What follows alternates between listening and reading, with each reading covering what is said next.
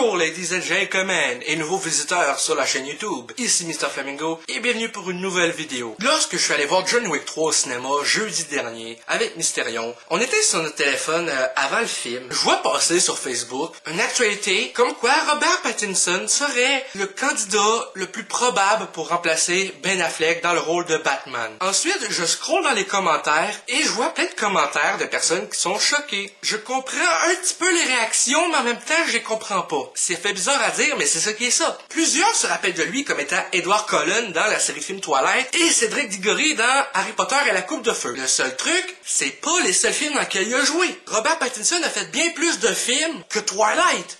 Je veux dire, faut pas se rappeler de lui juste pour le rôle quétaine d'un vampire qui brille au soleil. Je me promenais sur YouTube récemment et je vois une vidéo de Jimmy Kimmel qui parle. Il dit pas de la merde sur Robert Pattinson ou quoi que ce soit. Il dit qu'il y a des choses de bien pire auxquelles se plaindre. Il y a du monde qui a déjà parti une pétition sur change.org pour qu'il soit remplacé pour le rôle de Batman. Déjà là, c'est déjà pas officiel, il est en négociation. Et il y a aussi Nicholas Hoult, Armie Hammer et Aaron Taylor Johnson qui sont pressentis. Robert Pattinson est seulement le frontrunner. Et honnêtement, je suis pas contre le fait de voir Robert Pattinson en Batman. Ça peut pas être pire que pour George Clooney. On s'entend, oui, George Clooney était pourri en Batman, mais c'est pas de sa faute. C'est de la façon qui était dirigée sur le plateau par Joel Schumacher. Quand un acteur joue mal dans un film, oui, des fois c'est de sa faute, mais il y a aussi des fois que c'est de la façon qui est dirigée par un réalisateur. Donc que ce soit Robert Pattinson, Nicholas Hoult, Aaron Taylor Johnson ou Armie Hammer, je me dis, fait que là, faut arrêter de se plaindre parce qu'il y a des trucs bien pires dans la vie. Il y a la famille en Afrique.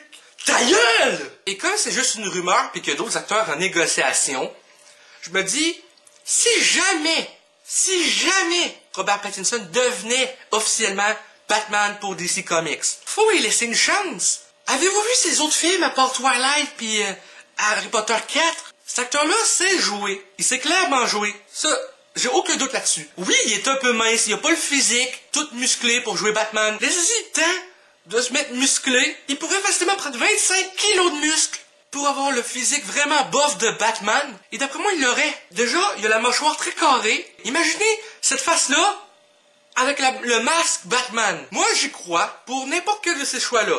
Nicholas Hoult aussi. Même s'il a joué Beast dans X-Men, je peux croire aussi. Donc, si jamais Robert Pattinson devenait confirmé pour jouer Batman, laissez-lui une chance. Il a jusqu'à facilement novembre de cette année pour se mettre dans shape puis de gagner au moins 25 kilos de muscles. Faut juste que le monde y donne sa chance. C'est pas parce qu'il joue dans Twilight que c'est un mauvais acteur. Il y a plein de raisons. Il sait jouer. Ça, j'ai aucun doute là-dessus. Regardez tous les films que Robert Pattinson a fait après Twilight. Donc, c'est la fin de cette vidéo sur qui sera le prochain Batman. J'espère que ça vous a plu. Si c'est le cas, n'hésitez pas à me le dire dans les commentaires. À laisser un petit like, ça fait toujours plaisir. Et un abonnement à ma chaîne pour de nouvelles vidéos chaque semaine. Sur ce, à la prochaine les cocos.